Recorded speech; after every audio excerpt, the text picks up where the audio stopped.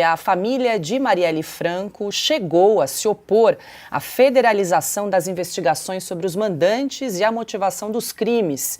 Em novembro de 2019, cerca de um ano e meio depois dos assassinatos, eles entregaram uma carta ao Superior Tribunal de Justiça se posicionando contra a sugestão do então ministro da Justiça, Sérgio Moro. A ex-companheira de Marielle, Mônica Benício, foi ainda mais explícita em suas redes sociais, abre aspas, "Sou contra a federalização porque uma das linhas de investigação envolve um filho de Jair Bolsonaro, o que obviamente colocaria a PF sob suspeição", fecha aspas. Na mesma época, a irmã de Marielle, Aniele Franco, atual ministra da Igualdade Racial do governo Lula, também reclamou no Twitter, aspas, "Sérgio Moro nunca se interessou pelo caso da minha irmã, mas agora, milagrosamente, fortemente, fielmente, ele apoia a federalização. Eu conto ou vocês contam que não somos bobos e não queremos que ele se meta?" Fecha aspas. E não foi apenas a família de Marielle Franco que tentou ligar o assassinato da vereadora a Jair Bolsonaro a pessoas próximas a ele.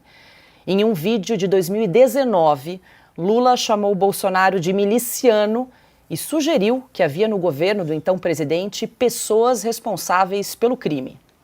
E aqui no Brasil nós vamos ter que levantar a cabeça e lutar, porque não é possível que um país do tamanho do Brasil tenha o desprazer de ter no governo um miliciano, sabe, responsável direto pela violência contra o povo pobre, responsáveis pela morte da Marielle, responsável pelo impeachment da Dilma, responsável por mentirem a meu respeito. E eu acho que vocês podem ficar certo que nós estaremos juntos nessa luta.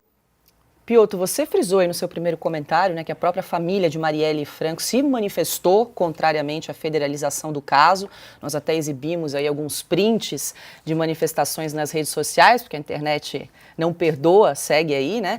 E também da possibilidade de responsabilização das pessoas que denunciaram, acusaram, né, justamente crimes contra a honra, calúnia nesse caso. E se aproveitaram disso politicamente, porque esse assunto não saía de qualquer eleição. Qualquer eleição, qualquer momento de discussão política no país, a questão é, responde-se por isso ou não? Mas vamos voltar à questão da federalização do crime, ou seja, de se federalizar a investigação.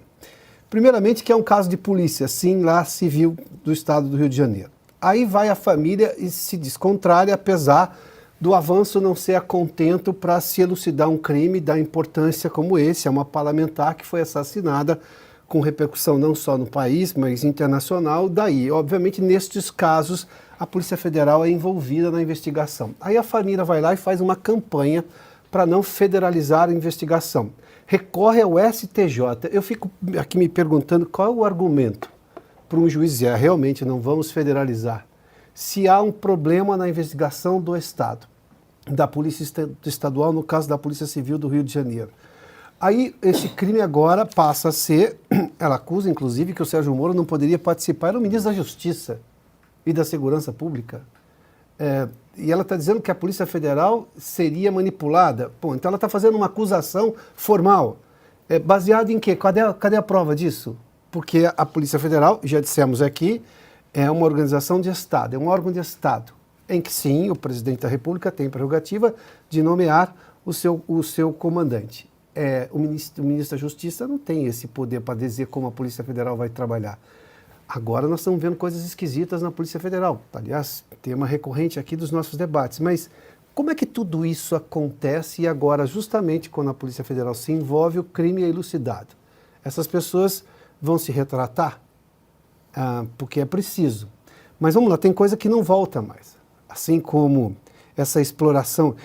Tem uma criminalização brasileira, é terrível falar disso, mas enfim, chama-se vilipêndio a cadáver. É quando alguém vai lá e desenterra o cadáver, literalmente é isso. Criou-se no Brasil uma outra tipificação, vilipêndio virtual de cadáver, porque ficam explorando aquilo a todo momento, a Ana já fez menção a isso, toda hora, e sem explicações, sem argumentos lógicos, em que se coloca sob suspeição a Polícia Federal, o ministro da Justiça, se acusa o presidente daquele momento, a família do presidente.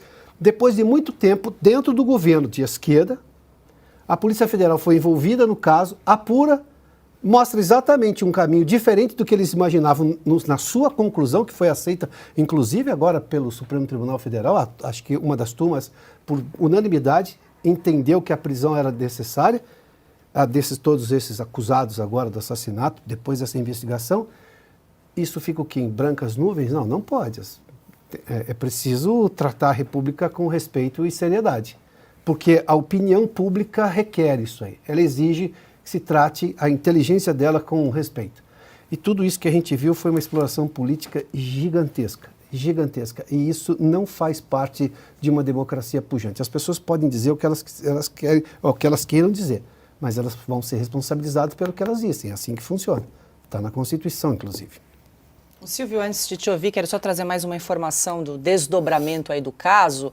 O PSOL pediu a cassação do mandato do deputado Chiquinho Brazão. O pedido foi direcionado ao presidente da Câmara, Arthur Lira. Em entrevista a jornalistas, Lira disse que uma sessão para análise da prisão de Chiquinho será marcada para esta semana. Pela Constituição, a palavra final da prisão de deputados e senadores é do Poder Legislativo. Nesta segunda-feira, o ministro do Supremo, Alexandre de Moraes, oficializou a prisão de Chiquinho Brazão à Câmara. No ofício, o ministro anexou o relatório final da Polícia Federal, o parecer da Procuradoria-Geral da República e a decisão de prisão preventiva do deputado. Silvio, agora cabe à Câmara dos Deputados votar, então, pela manutenção ou não dessa prisão por ordem do ministro Alexandre de Moraes. Sim, porque tem a prerrogativa de foro, né? Vamos lembrar do caso Daniel Silveira, né? Quando a Câmara, inclusive, entregou a cabeça do Daniel Silveira na mais equivocada decisão que os próprios parlamentares hoje admitem, porque foi ali onde a Câmara dos Deputados, onde os congressistas abriram mão da prerrogativa de foro. Foi naquele momento. Então, é natural que tenha um rito, é uma burocracia da Câmara dos Deputados, e se ele, de fato, é mandante do crime, cometeu o crime, que seja punido e ponto. Mas, como bem disse aqui a Ana, é preciso virar essa página. Muita gente fez do caso Marielle Franco uma plataforma política. Muita gente, principalmente no Rio de Janeiro. Não há um militante de esquerda que não tenha passado os últimos 6 anos com a frase: quem mandou matar Marielle? Agora descobriram, ponto, acabou. É importante não deixar fantasmas para trás. Do contrário, teremos outro caso como o Celso Daniel, como o Toninho do PT, como bem lembrou o Augusto. Toninho do PT que morreu na véspera do World Trade Center, na véspera do ataque às Torres Gêmeas, e por isso o caso dele não teve uma repercussão tão grande quanto outros. Então, é hora de virar a página. Não se faz política em cima de cadáver. Já fizeram bastante, aliás. Uma frase, Silvio, vou pedir para você lembrar. Você está mencionando uma frase do José Dirceu, se não me engano, pronunciada depois da morte do Celso Daniel. Depois da morte do Celso Daniel. Ele disse, logo em seguida, ele falou, isso foi dito publicamente, ele falou, olha, é o segundo prefeito do PT assassinado em muito pouco tempo. Se não tratarmos isso como crime político, nós estamos sendo levianos. Mas depois, evidentemente, que ninguém mais queria falar nisso, quando se descobriu que o que acontecia em Santo André era o ovo da serpente, né? Encerraram rapidinho o caso, como se fosse um crime comum. E o governador era Geraldo Alckmin. Sim, que enfrentaria a eleição, né? E tantos, né? Quantos vereadores e políticos foram assassinados pelo Brasil desde o caso da Marielle? Teve um vereador em São Gonçalo que foi assassinado a tiros, gravou um vídeo, poucos minutos depois foi assassinado e não teve, né? Não houve essa espetacularização toda. Por quê?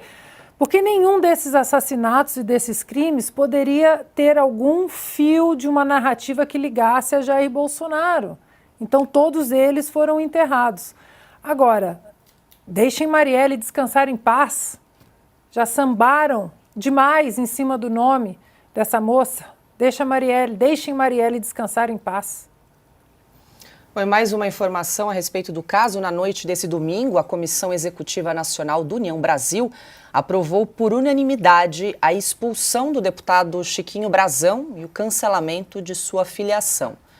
Hoje, o Ministério Público pediu a suspensão do salário de Brazão.